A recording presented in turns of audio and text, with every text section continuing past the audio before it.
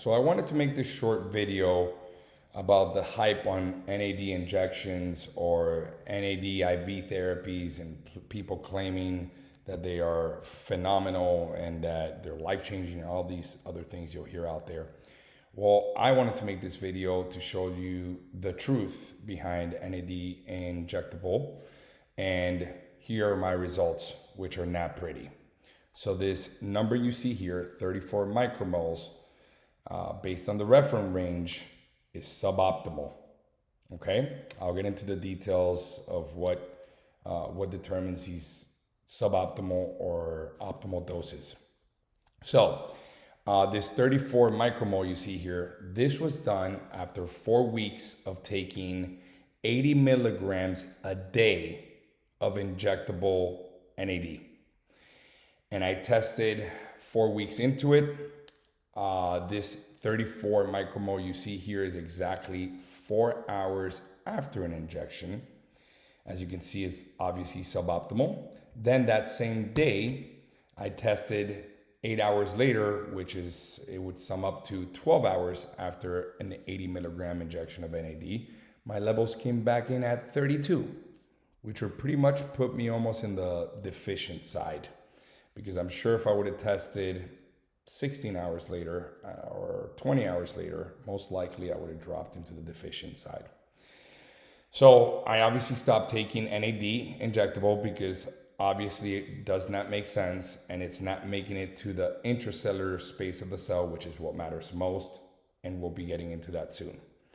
The point is, I moved over to NMN, which is nicotinamide mononucleotide, in which all the studies so far show that that's actually what catalyzes and helps you produce NAD, which is, although NAD is what you need, NMN is a precursor that will make you produce NAD.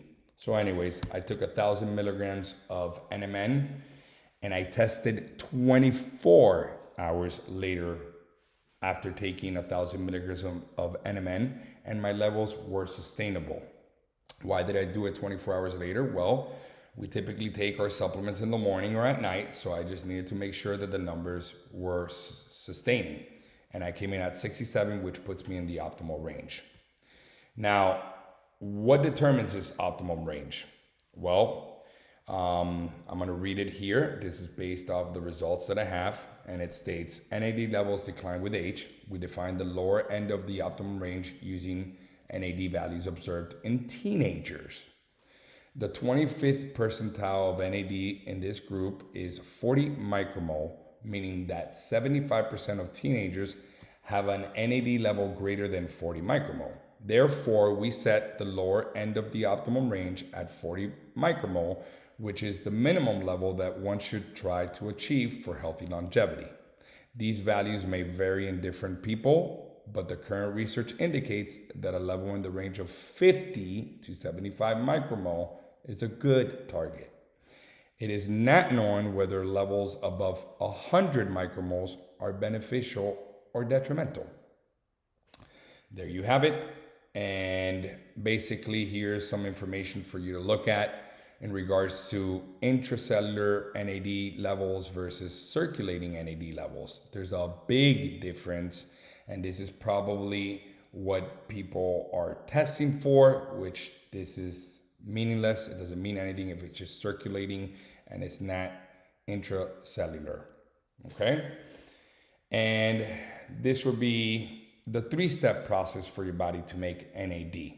So just like how crude oil is processed into gasoline for your vehicle to run on, well, your cells, the battery packs of your cells are mitochondria. And for those little battery packs to be activated, they need NAD. So there are several precursors in order to make NAD, and here they are.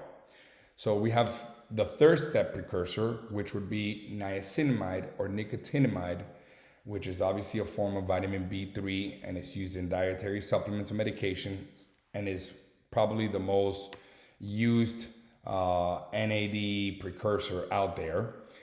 And from niacinamide or nicotinamide, we make nicotinamide riboside, which is NR, which would be the second step precursor.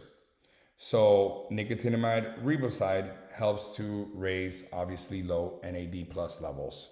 And from NR, we make the winner, which is NMN, or nicotinamide mononucleotide, which would be the first step precursor, and it's derived from NR.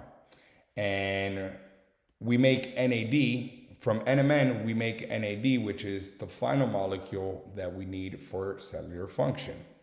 So in other words, NAD is the molecule we need, but you cannot take NAD because the molecule itself is too big to make it through the cellular membrane of the cell. So which one do you need? NMN is the winner, pound per pound here. And here are just some of the benefits of NAD therapy if it's sustainable inside the cell. So obviously it increases energy and improves endurance and strength, specifically for athletes. It helps to improve DNA repair. So, let's say your body is taking care of 8 very important mechanisms in the body to repair your DNA. And as you lose your NAD levels, instead of taking care of those 8 tasks, it has to maybe pick 4 of them. And those other 4 are left out, making you age and break down even faster. So it improves the DNA repair and maintenance. It reduces oxidative stress as well. It has a greater ability to fight inflammation, improves bone density, better prevention for age-related diseases such as cardiovascular disease, cancer, diabetes, infectious disease, neurodegenerative diseases, etc. And the biggest one that I like is that it reduces cellular senescence, which we like to call those zombie cells. They basically won't die and they keep infecting other cells or surrounding tissues, causing inflammation and can potentially stimulate tumor growth.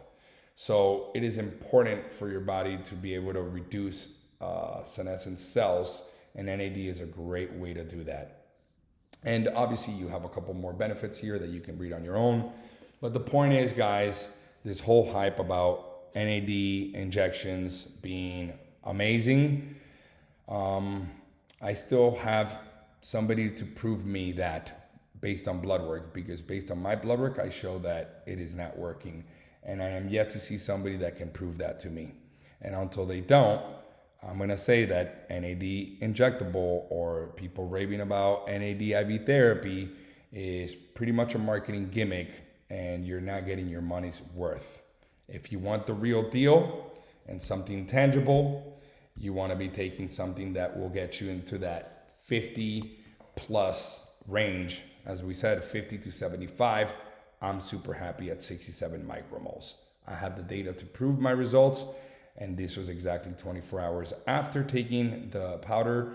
I'm very happy with this, and if you have any questions, feel free to call our office. Thank you very much for your time, and have a great day.